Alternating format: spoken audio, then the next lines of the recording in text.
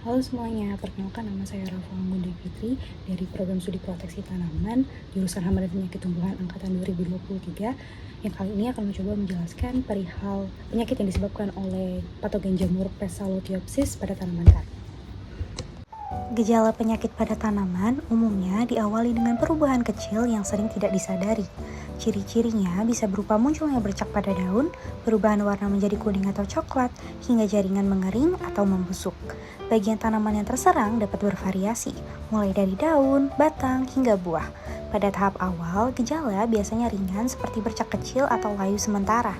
Namun, seiring waktu, gejala dapat berkembang menjadi kerusakan yang lebih parah seperti daun rontok, batang membusuk, hingga tanaman mati.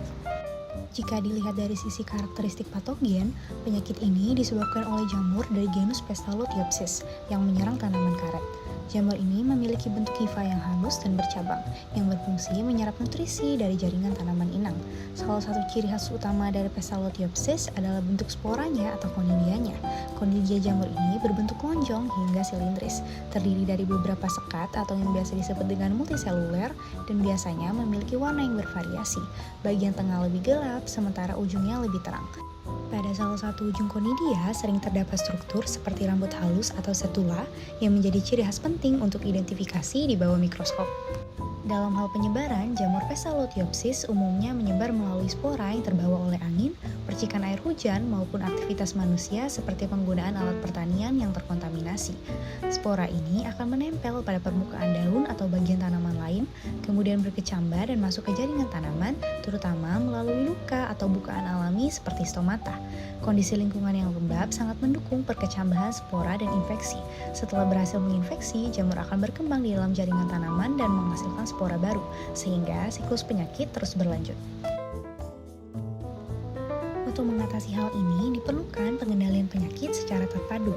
Secara kultur teknis, petani dapat melakukan rotasi tanaman, menjaga jarak tanam, serta memilih varietas yang tahan penyakit. Pengendalian kimia dapat dilakukan dengan penggunaan pestisida sesuai dosis dan waktu yang tepat. Selain itu, pengendalian biologis juga bisa dimanfaatkan, misalnya dengan penggunaan mikroorganisme antagonis untuk menekan pertumbuhan patogen.